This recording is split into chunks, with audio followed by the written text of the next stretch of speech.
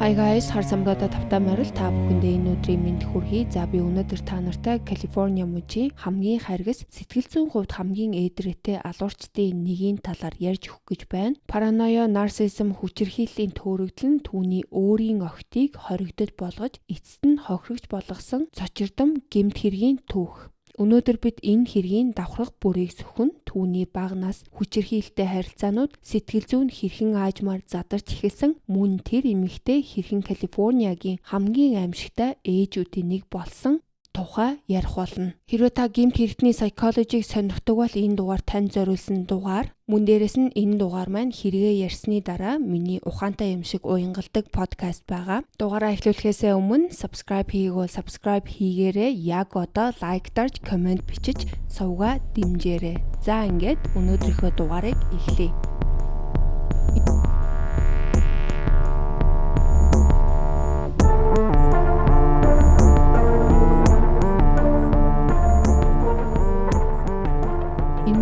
Калифорни мужийн Сакраменто хотод гаднаасаа энгийн харагдагч дотроосоо бол аль хэдийн нурж эхэлсэн балгас мэд болсон гэр бүлээс эхлэлтэй. Тереса халуурчин болохоос өмнө хүчирхийлэл ямар мэдрэмж төрүүлдгийг өөрийн бие дээрээ сурсан. Тэр тогтворгүй байдал ямар байдгийг мэдэрсэн.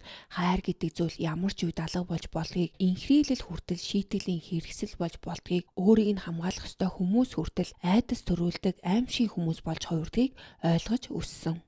Бүх хорон санаатнуудын ард эхлэл байдаг. Энэ бол түүний эхлэл байсан. Teresa Cross нь 1946 оны 3 сарын 12-нд аль хэдийнэ эвдэрсэн гэр бүлд төрсөн. Түүний аав Swanee Cross нь мэргэжлийн механикч хүн байсан. Тэр их хөдөлмөрч даанч хатуу хүн байсан. Great Depression буюу их хямралын үеэр өссөн олон хүмүүсийн адил хүүхдийг ойлгож инэрхээсээ илүүтэй захирч хянах ёстой гэж үздэг үеийн хүн байсан. Түүний ээж Swanee Mae сэтгэл санаа болон бие махбодын хувьд эмзэг нэгэн байсан. Тэр эрүүл мэндийн асуудалтай, сэтгэл готролтой, мөн удаан хугацааны тогтворгүй байдалтай тэмцдэг нэгэн байсан. Тийм гэр бүлд бол аюулгүй мэдрэмж гэж бараг байгаагүй. Өсөж томрох хугацаанд Teresa хүүхдэд өрөвдөх сэтгэл төлөвшүүлэхэд хамгийн хэрэгтэй байдаг хайр халамжийг авч чадаагүй. Түүнд үлгэр уншиж өгдөг хүн байгаагүй. Тайвшруулж тэрдэг нэгэн найдаж түшиж болох тогтвортой хайрч байгаагүй.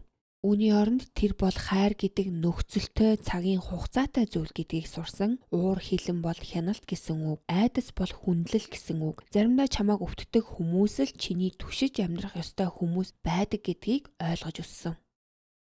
Ийм хүүхэд нас хүний сэтгэл зүйн гүн шарах үлдээдэг. Гэхдээ Тересагийн хувьд бол энэ бүхэн дөнгөж эхлэн байсан. Түүний ердөө 14 настай байхад эмгэнэлтэй зүйл тохиолдож түүний аав нь зүрхний шигдээсээр нас барсан. Хичнээн хараа хяналт өндөр байсан ч гэсэн түүний амьдралд байсан цорын ганц тогтвортой эрх мэдэлтэй байсан хүн нь өнгөрсний дараа түүний сэтгэл мэдрэлийн өвчтөй ээж нь амьдралаа хянаж чадахгүй түүний амьдрал уламд ордсон. Өөрийгөө аль хэдийнэ ганцаарсан хаягдсан мэт мэдэрч өссөн өсвөр насны охины хувьд энэ гарц бол үнэхээр сүрэл байсан. Үүнээс хойш Тересагийн зан авир эрс өөрчлөгдсөн. Тэр илүү тэрслүү, илүү түрэмгий, илүү залтай болж хүмүүсийн анхаарлыг өөр дээрээ авахыг улам их хүсдэг болсон. Тэр маш амархан уурладаг, бас бусдыг шийтгэхдээ хурдан болцсон байсан.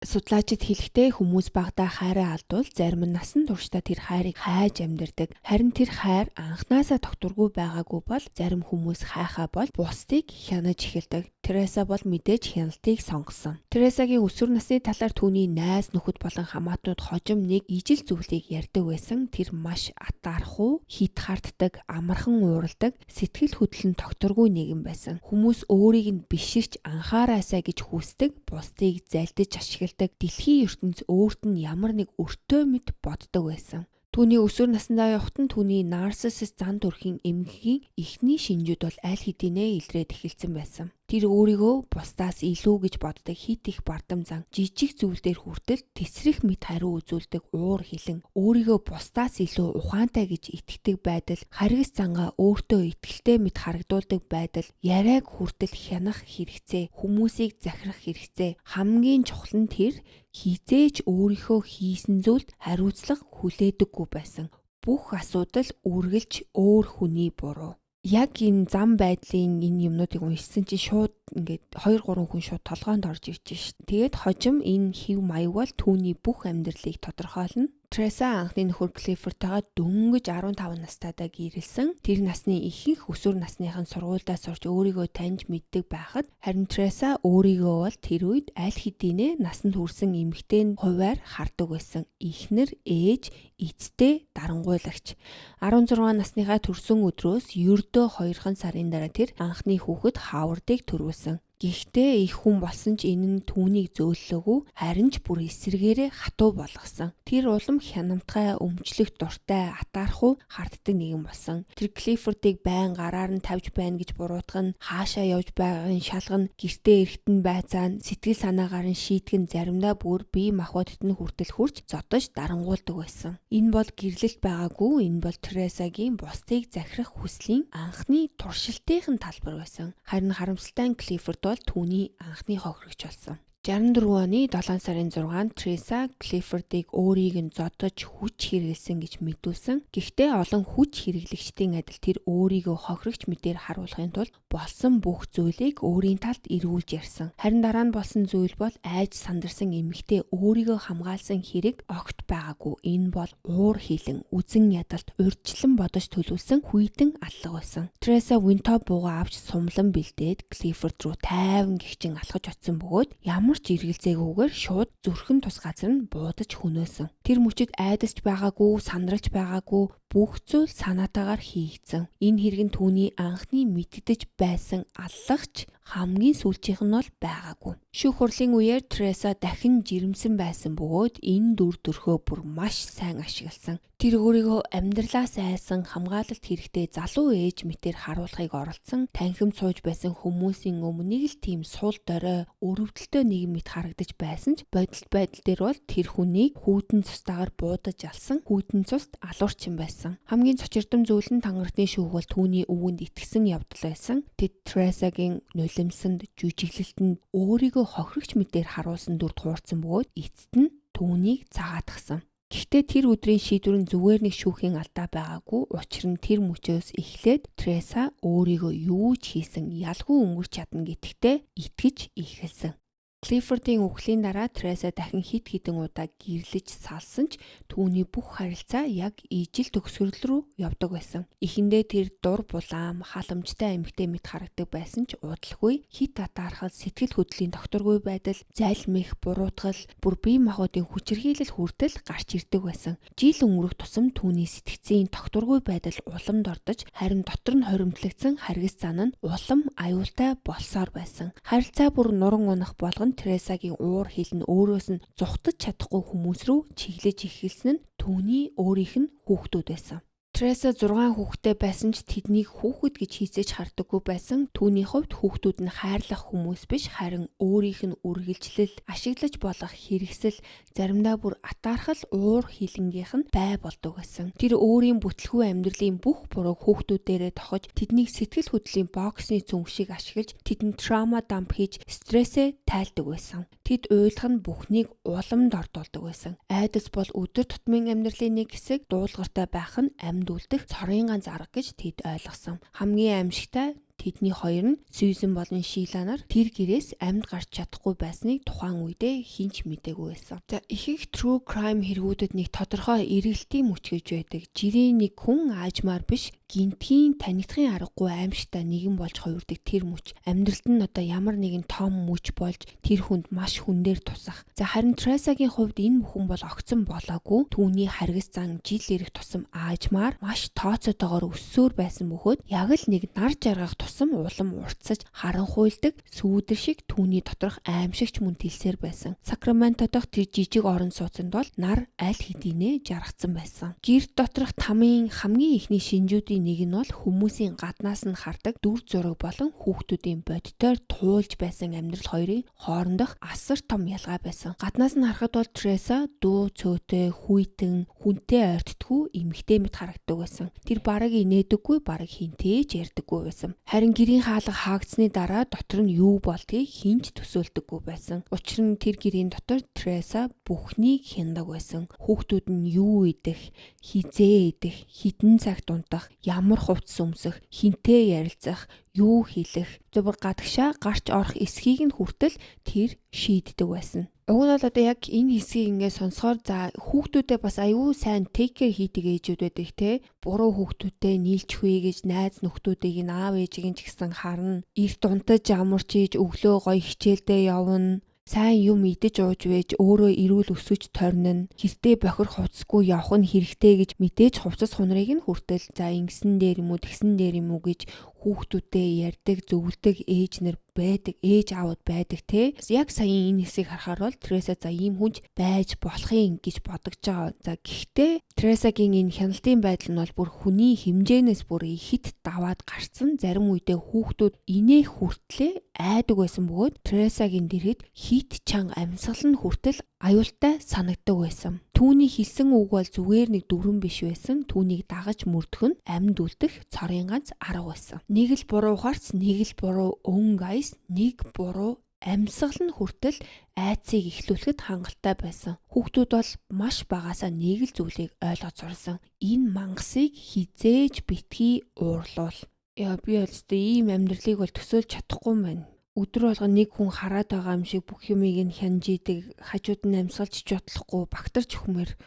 За эхэндээ энэ бүхэн бол зүгээр л хатуудыг жирэм мэт харагдаг байсан ч удалгүй тэр гэр бүхэлдээ айдас дээр тогтсон 20 газар болон хувирсан. Тересагийн сэтгэл зүйн докторгүй байдал жил ирэх тусам уламд ордож тэр бараг бүх хүнийг өөрийнх нь эсрэг байгаа гэж итгэдэг болсон. Хүмүүс өөрийг нь муулж ийн, ирчүүд өөрийг нь хуурч ийн, бүр өөрийнх нь охид хүртэл түүний гоо үзэсгэлэн хулгайлж байна гэж хардаг болсон. Хөвгүүдээ хүртэл нууцаар өөрийнх нь эсрэг зүйл төлөвлөж байгаа гэж бодож эхэлсэн. Удгүй түүний айдас бол энэ зөвхөн гэр бүлийнхэндээ бус бүх дэлхий рүү чиглэж эхэлсэн. Тэр за social worker буюу нийгмийн ажилтнууд өөрийг нь ажиглаж байна гэж итгэдэг байсан бол эмчнэр өөрийг нь хянах гэсэн хүмүүс мэт хардаг байсан. Гадны бүх хүн аюултай мэт санагдаж гэрээс гарах хүртэл эрсдэлтэй зүйл мэт болсон. Эцэст нь Тереса хиндэж итгэхэ болсон. Харин түүний төөрөгдөл улам гүнзгийрэх тусам хүүхдүүдийн ертөнц улам жижиг болсоор байсан. Тэд найзуудтайгаа уулзаж болохгүй, хувийн орон зай гэж байхгүй, өрөөнийхөө хаалтыг хаахч ирэхгүй байсан. Тереса хүүхдүүдэд жирийн нэг ууртай эцэг их шиг уурынхаа эрхэнд цогтөггүй байсан. Түүний хүчирхийлэл санаатай, тооцоотой, бүр аимшигтайгаар хүйтэн байсан. Заримдаа тэр модон цохиур ашиглан, заримдаа бүс, өлгүүр, хутга, эсвэл зүгээр л нудраг өшгөлөлт. Гарт нь таарлсан юу ч байсан тэр дороод зэвсэг болж хувирдаг байсан. Энэ бүхэн бол Сахилга Батын нэртэй байсан ч үнэнтэй айцаар удирдах нэг хэлбэр байсан.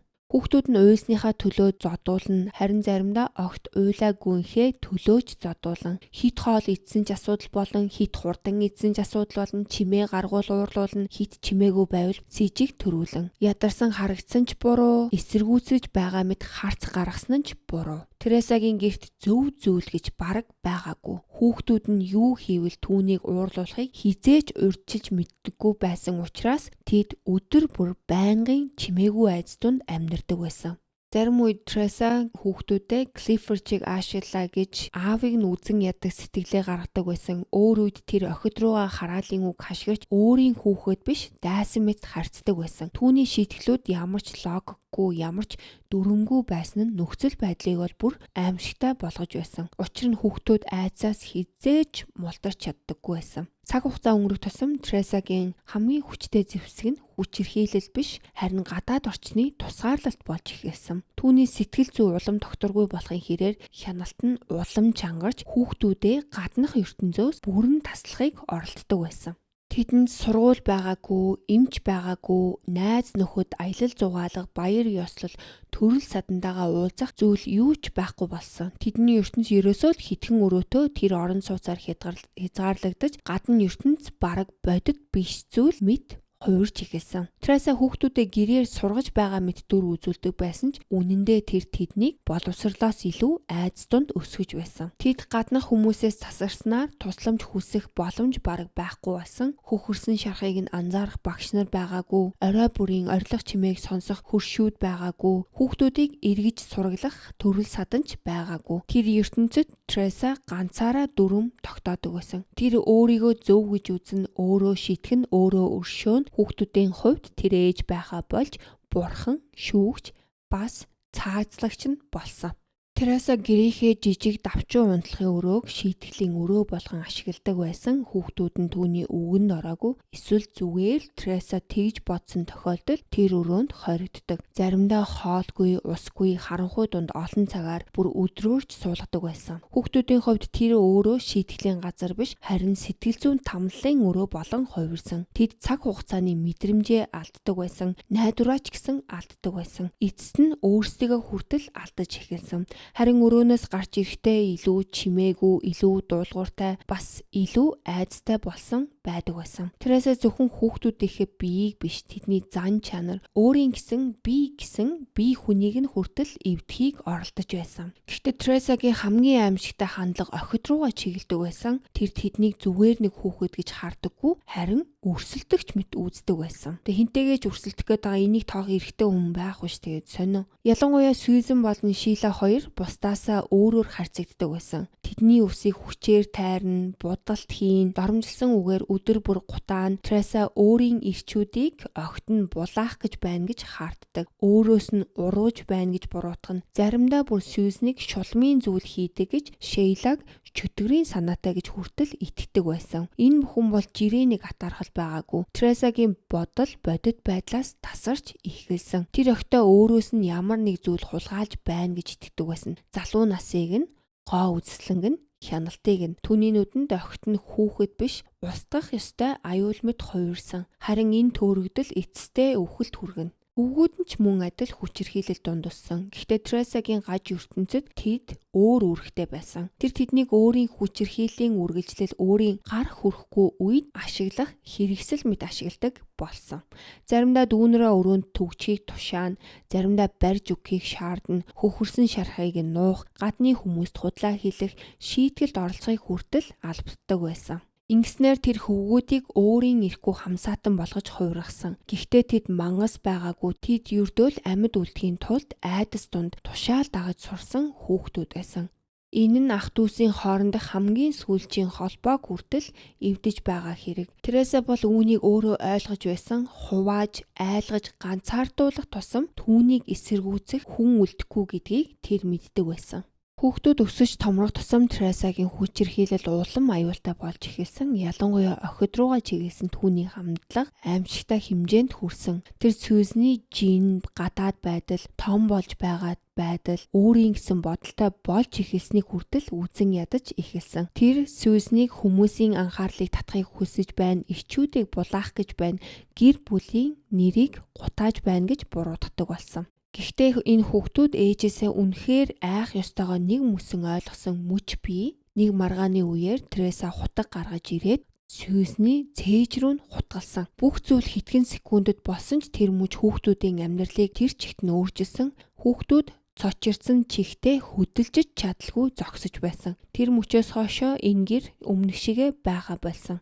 Хамгийн аимшигтай нь Тереса охиноо тэврээгүй, эмч зуудаагүй, уучлал гуйгаагүй, харин чи намайг ийм юм хийхэд хүргэлээ гэж орилж ашигч байсан. Тэр мөчөөс эхлээд хүүхдүүд ээж нь тэднийг алж чадах хүн гэдгийг ойлгосон. Бас тэдний айдаст бол бурууч байгаагүй. Хутгалуулсныхаа дараа Сьюзен аажмаар муудаж эхэлсэн. Тэр улам туранхай болж арьсан цонхиж алхах нь хүртэл удааширсан. Амьсгалах нь хүнд болж бараг юм мэдэж чадхаа болсон. Ийм шархтай хүн жирийн нөхцөл шууд эмнэлэгт хүргэгдэх ёстой байсан. Гэхдээ Сьюзен хоригдол шиг амьдарч байсан учраас тусламж авах ямар ч боломжгүй байсан. Тереса эмч, совилогч, эмнэлэг, гадны ямар ч хүнийг ойртуулахыг хүсээгүй.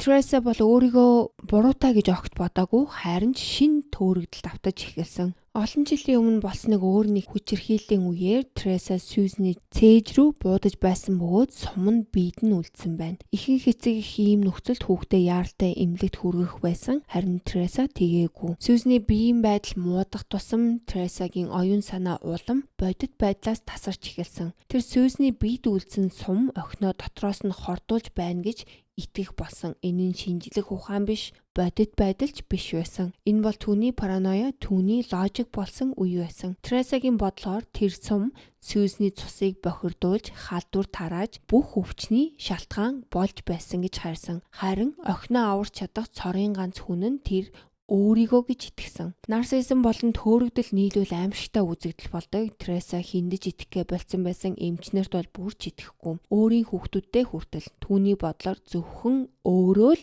асуудлыг засаж чадна.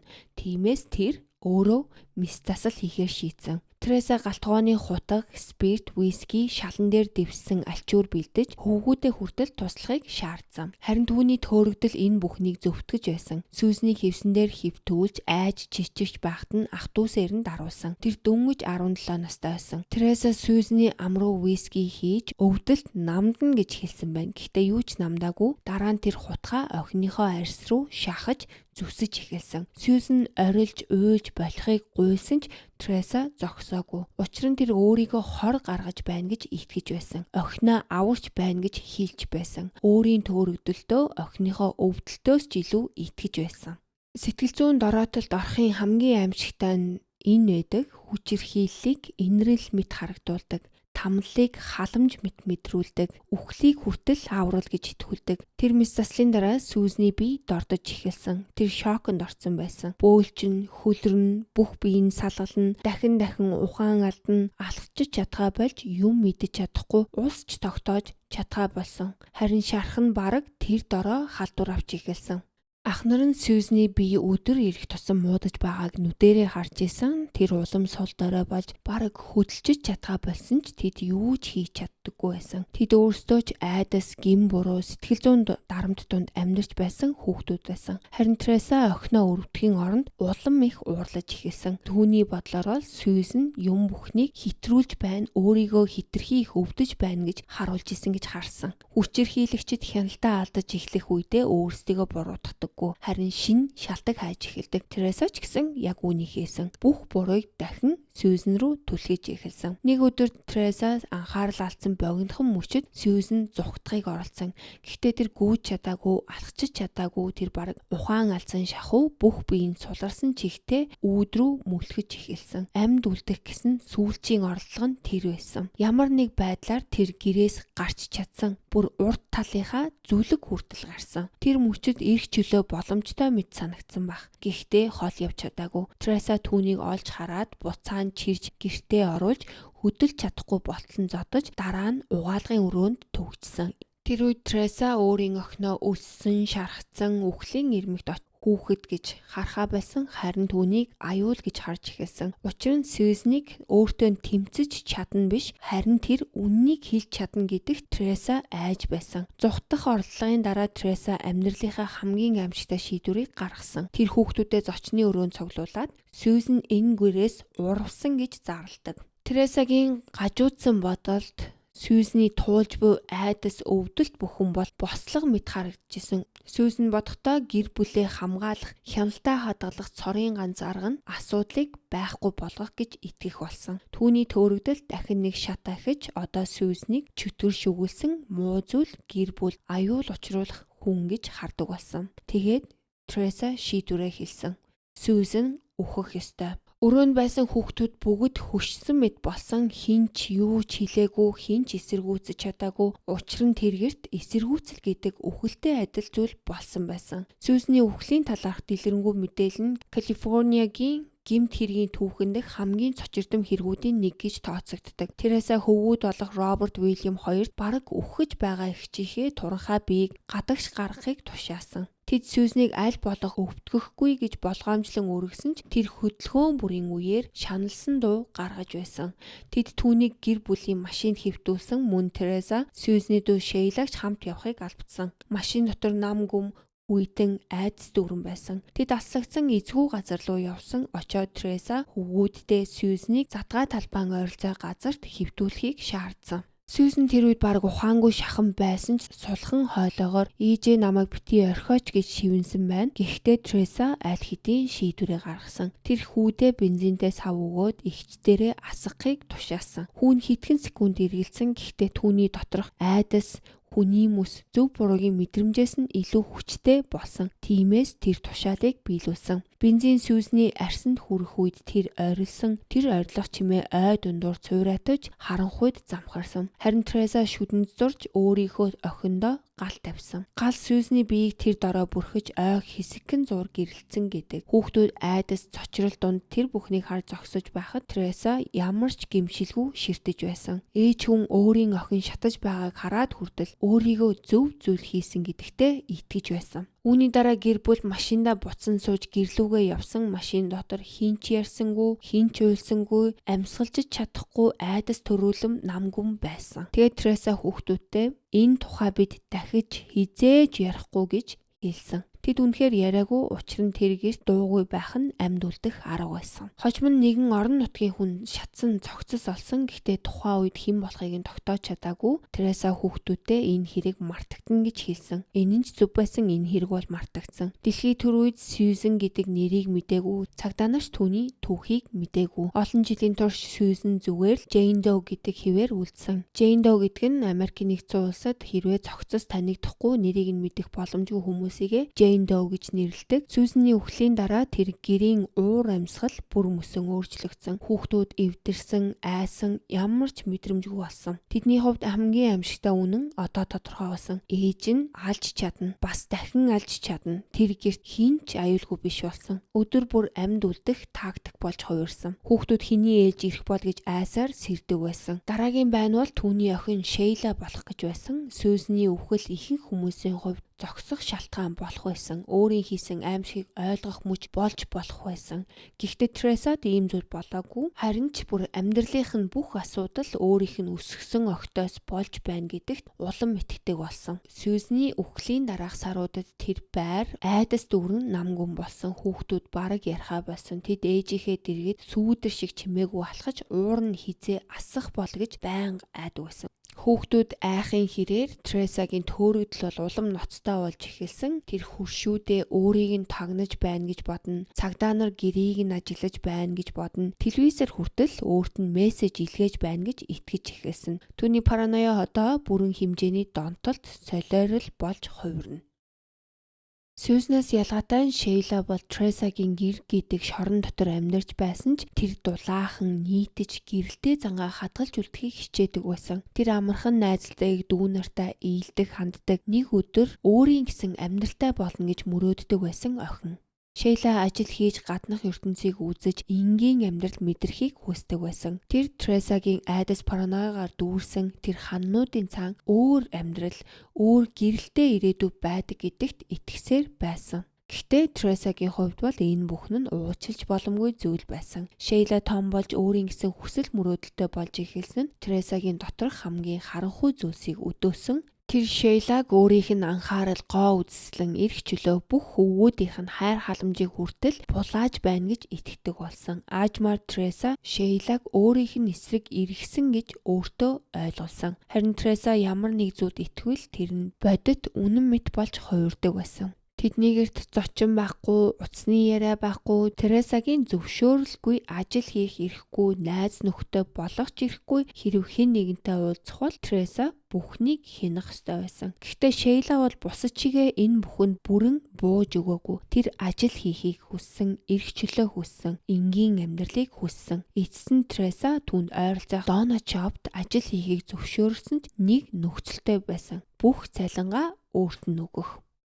Ихэнх эцэгхэн хувьд бол хүүхэд нь ажилтай болно гэдэг бахархах мөч байдаг. Харин Тересагийн хувьд бол энэ нь аюул байсан. Шейла хүмүүстэй ярьж эхэлсэн, найз нөхөдтэй болж эхэлсэн, инээж гаднах ертөнцтэй холбоо тогтоож эхэлсэн. Тереса бол тэр бүхнийг урвал мэд харж исэн. За ингээд энэ Тересагийн галзуурал дараагийн цэгтээ хүрсэн. Түүний дараагийнх нь параноя бол Шейла бэлгийн замын өвчин туссан гэж өөртөө итгүүлж эхэлсэн. Ямар ч нотлохой байхгүй, эмнэлгийн үзлэг байхгүй, шинж тэмдэг юуж байхгүй. Зөвхөн түүний бодол. Гэхдээ түүний өвчлсөн логик дотор энэ бүхэн өөр утгатай байсан. Хэрв Шейла өвчтэй бол бохир, хэрвээ бохир бол нүгэлтэй, хэрвээ нүгэлтэй бол чөтгөрийн нөлөөнд автсан, хэрв чөтгөр нөлөөлсөн бол энэ гэр бүлд аюул учирсан л гэсэн үг. Ингээд Тереса Шейлаг чөтгөр шүглсэн гэдэгт бүрэн итгэж эхэлсэн. Энэ хүний төсөөлөл бол юу сансар цаашаа. За ингээд чөтгөр шүүгэлцсэн юм чинь мэдээж түүнийг цэвэрлэх хэрэгтэй. За түүний цэвэрлэх гэдэг бол ерөөсөө л устгах гэсэн үг. Тэр Шейлаг хүчээр нүцгэлж зочны өрөөнд зогсоогоод байцааж эхэлсэн. Хийгээгүй зүйлсээ хүлээхийг шаардсан. Ирчүүтээ унтсан, танихгүй хүмүүсийг уруу татсан, муу ёрын сүнс гэрт авчирсан, гэр бүлийг сүрүүлэх гэж байгаа, зүхтах төлөвлөгөө гаргаж байгаа гэж буруутгасан. Шейла бол бүгдийг үгүйсгсэн. Гэхдээ Тересагийн хувьд үгүйсгэх тусам буруутай гэсэн үг байдаг байсан. Дараа нь Тереса цэвэрлэгээ нэртэй шинэ тамлал эхлүүлсэн. Тэр Шейлаг дахин усанд орохыг албадсан. Буцлах шахам халуун усанд арьс түлэх химийн бодисууд хүчтэй савангууд хольж арьсыг нь зулгартал үрнэ. Шейла уйлж, ойролж, хаалга балбаж байсан ч Тереса тэр нулимсыг хүртэл чөтгөр гарч байгаа шинжиж хардаг байсан. Шейла шаналлах тусам Тереса өөрийгөө улам зөв гэж мэдэрч эхэлсэн. Эцэст нь Тересагийн параноя бүрэн хяналтаас гарч ихэлсэн. Тэр Шейла бохирдсан энэ гэр бүл аюултай түүнийг тусгаарлах хэрэгтэй гэж зарласан. Тэгээд тэр охиноо коридорын жижигхэн давчуу шүүгээр рүү хүчээр чирж эхэлсэн. Тереса хөвгүүдээ Шейлагийн гарыг уяхыг тушаасан. Хүүхдүүд мэдээж өмнөх шигээ дахиад л дуулууртай байсан. Яг Сьюзентэй болсон шиг айдас тэднийг хүний мөснөөс нь хүчтэй удирдах байсан. Тэр шүүгээ бараг сууж багтахааргүй жижигхэн байсан гэдэг агаарын солилцоо байхгүй, гэрэл байхгүй, ус байхгүй, хөдлөх зайч байхгүй. Тереса хаалгыг түгжээд Шейлаг цэвэр болтлоо тэнд байна гэж хэлсэн. Цаг өнгөрсөн. Дараа нь тэр нь өдрүүдэн болсон. Гэр дотор хүүхдүүд Шейлагийн уйлах чимээг сонсдог байсан. Ханиалгахыг нь сонсно. Ус гуйхыг нь сонсон.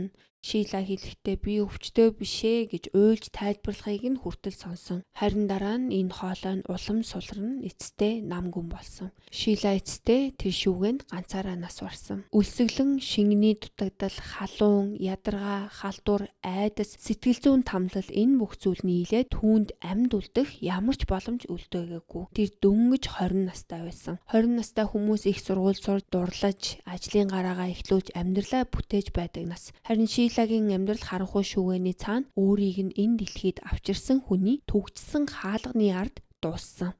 Хэсэг хугацааны дараа хүүхдүүд Шейла чимээ гаргахаа болсныг анзаараад Тересагаас хаалгыг онгойлгохыг гуйсан. Гэхдээ тэр ихэндээ жүжиглэж байна гэж хэлсээр байсан. Харин эцэст нь хаалга онгойлгох Шейлагийн бие шалан дээр нурж унсан. Ах дүүс нь ойрлсон ч харин Тереса бол үгүй. Тэр охиныхоо амьгүй биерээ зүгээр л хүйтэн харцаар шидээд чөтгөр нь гарчглаа одоо дууслаа гэж хэлсэн гэдэг. Сьюзнийг шатаасан харин Шейла бүр оршуулагч хүртэл аваагүй. Тереса хөвгүүдээ Шейлагийн цогцыг ногоон өнгийн хогийн ууданд хийхийг тушаасан. Тэд айж чичирч уйлж байсан ч дахиад л тушаалыг нь биелүүлсэн. Дараа нь тэд хамтдаа тэр уутыг орон сууцны хорооллын ардах хогийн контейнер руу авч явсан. Тэд уутыг үргэж хаяад дараа нь зүгээр л алхаад гэрлүүгөө явсан. Ингээд нэгэн охины амьдрал хог мэт хаягдсан. Хожим нь хотын ажилчид тэр уутыг олсон. Гэхдээ үхлийг нь тухайн үед мансууруулах бодисыг хэтрүүлэн хэрэгэлсэн гэж дүгнсэн. Хинч гэр бүлийн алга гэж сэжиглээгүй. Ингээд Шейлач мөн олон жилийн турш нэргүй Джейн Доу болон үлдсэн. Харин Тереса бол мэдээж огт гимшээгүй. Тэр Шейлад үүнийг хүртэх ёстой байсан гэж бодож байсан. Түүний охин шингэсэн байсан чөтгөрийг зайлуулад одоо түүний гэр бүл аюулгүй болсон гэж тэр итгэж исэн. Ямар ч уу гашуу харамсал гимшил юу ч байгаагүй. Хүүхдүүд нь дараа нь Тересагийн тэр үеийн байдлыг сэтгэл хөдлөлгүй хүйтэн робот шиг тасарчихсан мэт байсан гэж ярьдаг. Бараг бахархаж байсан юм шиг. Шейлагийн цогцыг хогийн савнд хайсны дараа хүүхдүүд бол зүгээр нэг хохирогчд байхаа болсон. Тэд амьд үлдэгчд болсон байсан. Гэхдээ Тересагаас амьд үлдэх нь хамгийн хэцүү зүйл байгаагүй. Түүнээс зүхтах нь л хамгийн хэцүү байсан. Олон жилийн турш тэдний амьдарч байсан байшин бол шорон шиг гипс, модоор битүүмжлэгдээгүй, хүн гарч явах боломжтой. Харин тэр шорон бол айдсаар баригдсан байсан. Тересагийн уурнаас айх айдас, хүчирхийллээс нь айх айдас. Үннийг хэлбэл юу болох болоо гэх айдас бас хамгийн амьшигтай нь хинч өөрсдөд нь итгэхгүй байх вэ гэсэн айдас. Гаднах ертөнцид үннийг тайлбарлан гэдэг тэр хүүхдүүдийн хувьд бараг боломжгүй зүйл байсан. Өөрийг нь төрүүлсэн, хооллож, өсгсөн ээж гэж дууддаг хүн нь өөрийг нь тамлаж байсан гэдгийг яаж хэлэх вэ? Олон жилийн сэтгэл зүйн шарах бүгд нийлээд хүүхдүүдийг чимээгүй байлгаж байсан. Гэхдээ ямар ч намгүм үрд үргэлжилдэггүй. Энэ гэр бүлийн тэр чимээгүй айдас аажмаар ан цавтай болж эхэлсэн. 6 хүүхдийн хамгийн бага нь болох Треса Junior чимээгүй, ажигч, үргэлж айдастай өссөн хүүхэд байсан. Тэр ээж нь Сьюзнийг хутгалсныг харсан, эгч нь амьдараа шатахыг харсан, ах дүүс нь хүчээр оролцож байсныг харсан, Шийла үлсгэлэн хоригдол байдал донд үхэж дараа нь хог шиг хаягдсныг ч мэдчихсэн. Тэр бүх хүүхэд насаа айдас донд өнгөрөөсөн. Харин түүний ганцхан мөрөөдөл нь амьд үлдэх. Гэхдээ Шилагийн үхлийн дараа Тресагийн өвчлсөн оюун санаа дахин шинэ төөрөгдөл бүтээж эхэлсэн. Энэ удаа хамгийн бага охин нь түүний бай болсон. Треса Junior-ыг дуулуургүй гэж буруутгах нь, хүндэтгэлгүй гэж ойрлно, худалч гэж хардна. Шийла шиг болж байна гэж хэлж эцэст нь бүр чөтгөрт эзэмдүүлсэн мэт аашилж байна гэж хүртэл итгэсэн. Тэр үгс бол мэдээж аимшигтай танил сонсогдож байсан. Яг ижил зүйл өмнө нь Сьюзен дээр, дараа нь Шийла дээр давтагдсан. Одоо Треса 3 дахь охиноо дараагийн бай болгохоор бэлдэж байна. Гэхдээ энэ удаа нэг зүйл өөр болно. Бүх зүйлийг өөрчилсөн мөч нэг орой маргаанаас эхэлдэг. Треса хамгийн бага охиноо нүүрлөө нь хүчтэй зогсон байна. За энэ нь бол ерөөсөө шинэ зүйл биш. Тэргэрт хүчээр хийлэл өдөр тутмын амьдралын нэг хэсэг нь болсон байсан. Гэхдээ энэ удаа цохилтоос илүү аимшигтай зүйл араас нь ирсэн. Треса түүн рүү хараад хүйтэн хоолоогоор чамд би нөгөө хоёрт хийсэн зүйлээ хийх ёстой байсан юм гэж хэлсэн. Тэр мөчид Треса Junior нэг зүйлийг ойлгосон. Дараагийнх нь өөрөө гэдгийг. Роберт ч үүнийг ойлгосон. Хэрвээ юу ч өөрчлөгдөхгүй бол дүүн амьд үлдэхгүй гэдгийг мэдж байсан. Уильям ч мөн адил тэд ээжигээ зогсоож чадахгүй гэдгээ ойлгосон. Гэхдээ тэр мөчөд хүүхдүүд анх удаа өөр үннийг ойлгосон. Зүхтах нь бол уралт биш, зүхтах нь амьд үлдэх цорын ганц арга юм байна гэдгийг тэд ойлгосон байгаа. Нэг өглөө Треса согтууж ихтэй буудан дээр ухаангүй хөвтөж байх үед Треса Junior боломжоо олсон. Тэр өөрт байсан цөөхөн зүйлээ шүүрч авсан. Нэг цамц, нэг джинс, хідэн зоос, жижигхэн зураг. Тэгэхэд тэр гэрээс гараад гүйсэн. Чимээгүй, сэмхэн гараагүй, алхаагүй, шууд гүйсэн. Тэр хөл нүцгэн гудамжаар уйлсаар гүйсэн. Зүрх нь хүчтэй дэлсэж гарын салгалж байсан байна. Тэр жирийн гэр бүлүүдтэй байшингийн хажуугаар өнгөрч гүйсэн. Хитгэн хаалганы цаана алуурчин амьдарч байгааг огт мэдгүй хүмүүсийн хажуугаар өнгөрсөн. Тэр автобусны буудал хүрэх хүртлээр зогсоогүй байна. Тэнд нэгэн танихгүй хүн түүнийг анзаарсан. Уйлсан, чичирсэн, бие нь хөхөрсөн, шарахтай бяцхан охин.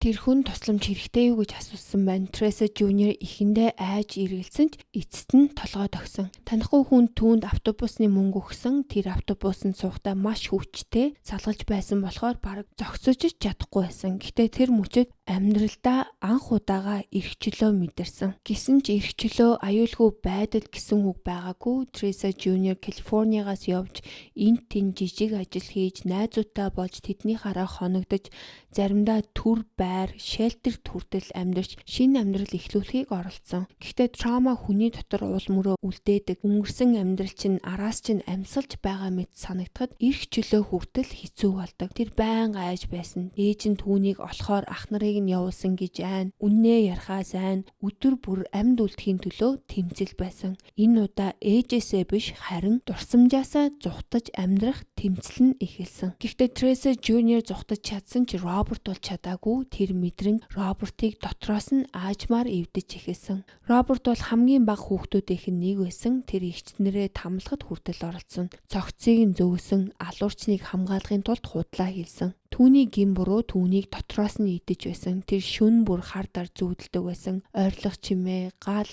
хувцсны шүүгээ, айдас. Тэр энэ бүгдийг нь мартаж чадахгүй байсан. Роберт хоёр үннийг ойлгосон байсан. Нэгдүгээрт үлдвэл өхөн, хоёрдугаарт явах нь ээжээсээ урвж байгаа мэт санагдана. Хүчирхийлэл донд өссөн хүүхдийн хувьд тэр хоёр зүйл бараг л адилхан мэдрэмж төрүүлдэг.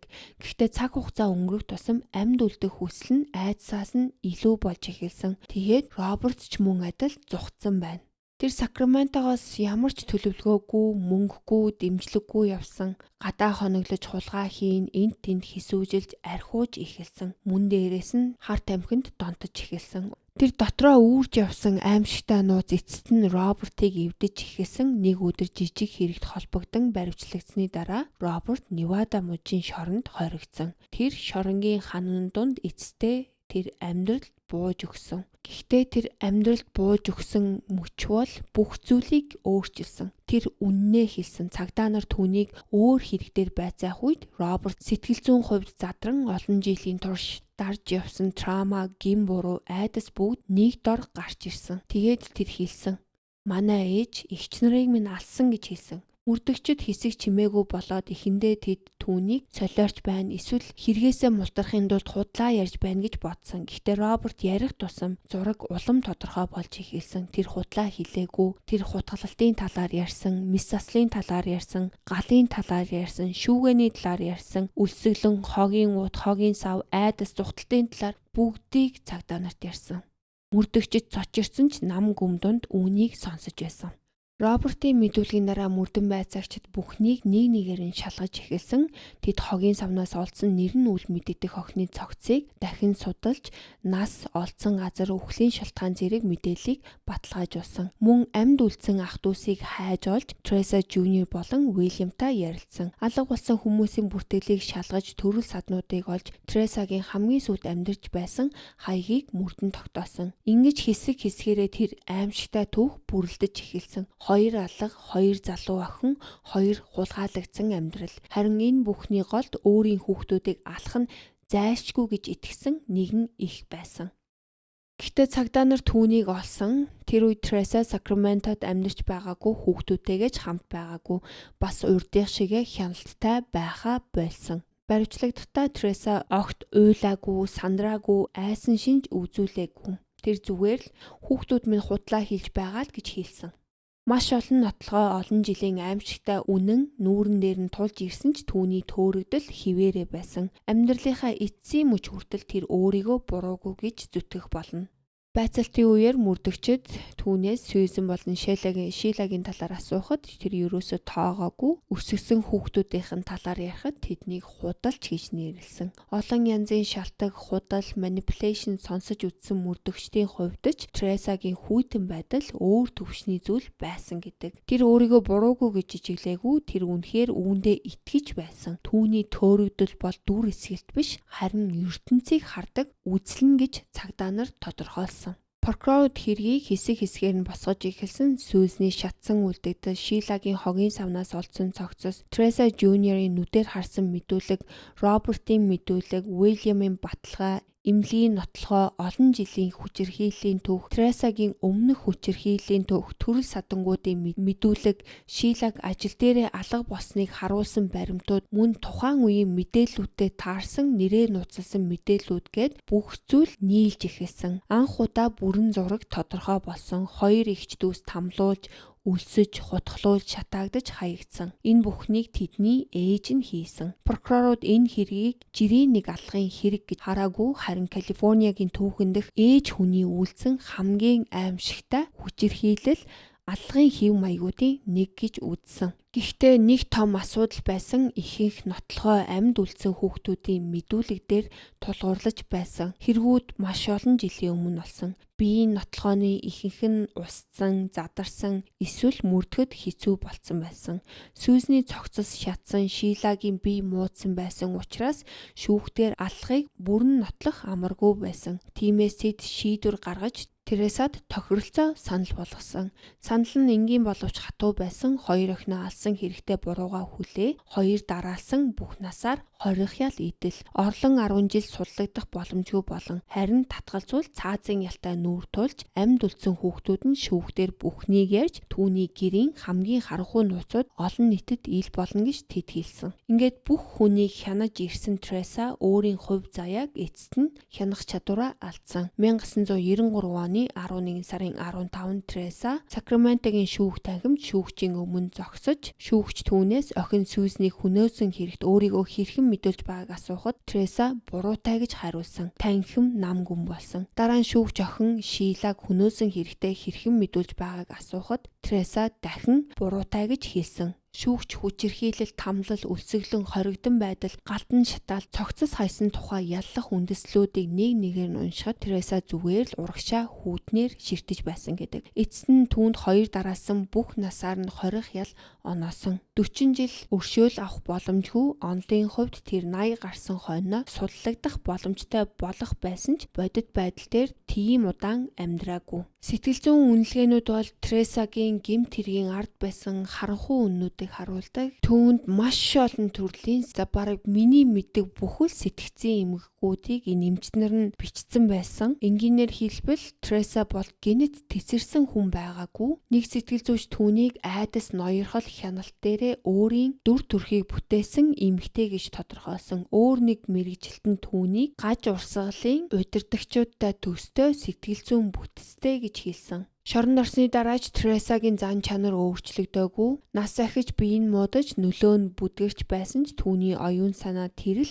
төөрөгдөлтөө түгжигдсэн хിവэрээ үлдсэн. Тереса бол хизээж уучлахгүйгаагүй, хизээж харамсаж байгаагаа илэрхийлж хариуцлага хүлээгээгүй. 2022 оны 12 дугаар сарын 29-нд Тереса 76 наснда шоронд нас барсан. Түүний төлөө гашуудсан гэр бүлийн хүмүүс ч байгаагүй, түүн зориулсан оршуулагч байгаагүй. Түүний үлдээсэн зүйл гэвэл устгасан амьдралууд, амьд үлдсэн хүүхдүүдийн сэтгэлд үлдсэн гүн сорив, мөн их хүн гэдэг нэрийг зэвсэг болгосон хамгийн аимшигтай түүхүүдийн нэг байсан. Тересагийн хэрэг бол зөвхөн аллагын түүх байгаагүй. Энэ бол хүүхэд насны трама, хэрхэн generational trauma буюу үеэс үе дамжсан болж хувирдаг, төөрөгдөл хэрхэн хүчирхийлэл болдог, нарциссизм хэрхэн дарангуйлал болдог, тусгаарлалт хэрхэн хоригдол болдог, эрх мэдэл хэрхэн абьюз болж хувирдаг тухай түүх юм. Түүний гэмт хэрэг бол харт тамхи, мөнгө, боломж гэх зүйлүүдээс үүдэлтэй байгаагүй. Харин эмчлэгдээгүй трама, нарциссизм, төөрөгдөл, хязгааргүй хяналт нийслэнээс төрсөн. Үүнээр бас садист контрол нэмэгдсэн. Тересагийн хувьд өвдөлт бол сахилга байсан. Хүүхдүүдийн айдас түүнд эрх мэдлийг мэдрүүлдэг. Тэдний зовлон шаналл өөрийгөө захирагч гэдгийг баталж байгаа мэт сануулдаг байсан. Амьд үлдсэн хүүхдүүд Тересагаас зүхтаад бүх зүйл дуусаагүй. Тэд тэр аимшигыг өөрсдийн бие, оюун санаа зүүдэндээ хүртэл авч явсан. Трама бол хүнийг дагдаг, арьсан дээр наалдсан мэт үргэлж байдаг. Роберт эгчнэрийнхээ тамлалд хүчээр оролцсон гин бурууга үүрч амьдарсан. Тэр донтолд, орон гэргүй, шоронгийн амьдралдууд төөрсөн, дурсамжаасаа ч зүхтаж чадаагүй. 1991 онд тэрээр хулгай хийх үеэрээ нэг эмэгтэйг хөнөөж бүх насаараа 20 ял авсан. Түүний амьдрал бол энэ гэмт хэргийг хийхээс өмнө аль хэдийн сүрчгсэн байсан. Уильям буюу Биллийн талаар олон нийтэд бол бага зүйл байдаг. Тэр нам гүм амьдрахыг хичээж депресс, PTSD-тэй тэмцсэн гэдэг.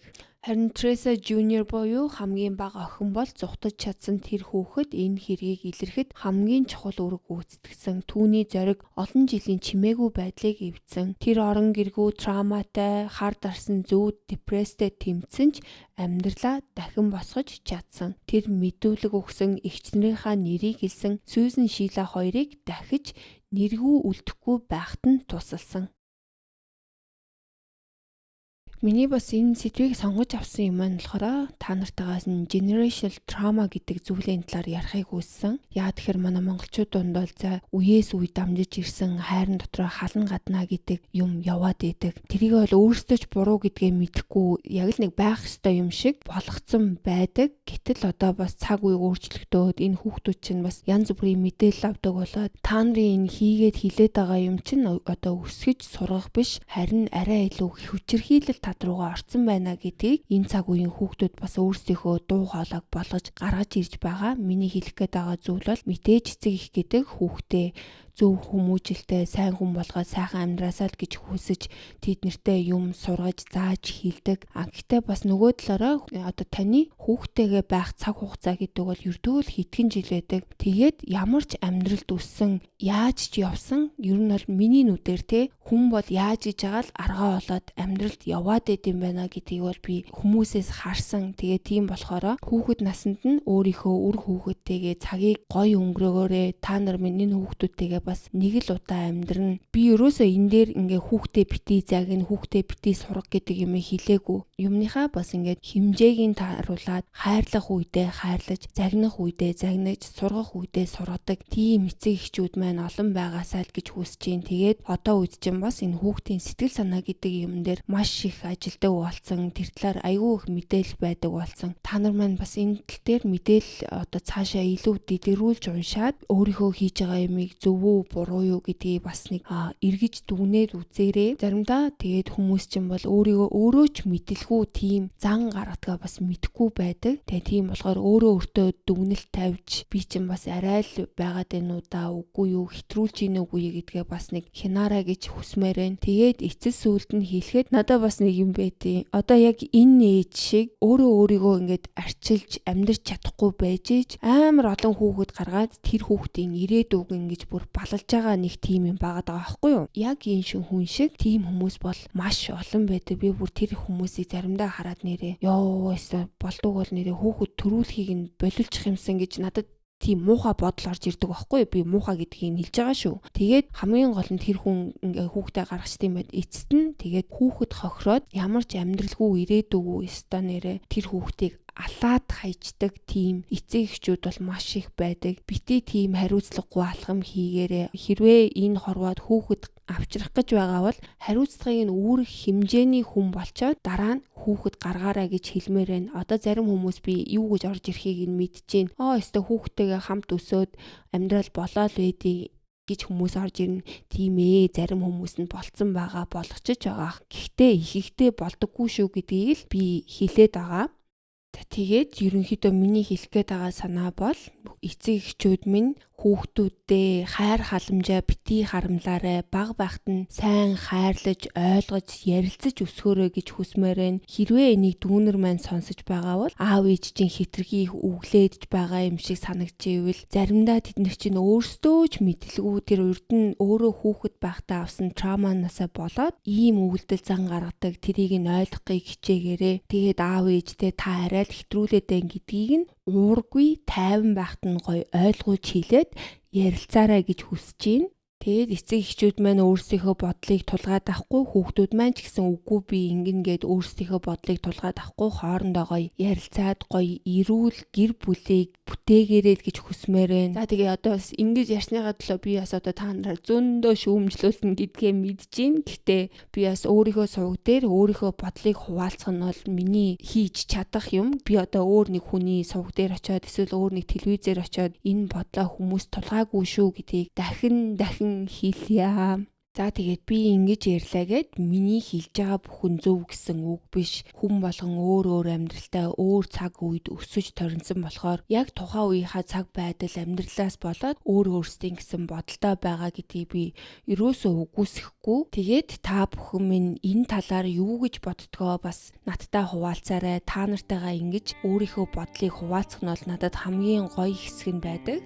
За ингээд өнөөдрийнхөө дугаарыг надтай эхнээс нь дуустал нь сонссон та нартай баярлалаа. Дараагийнхаа дугаараар уулзлаа. Баяр таа.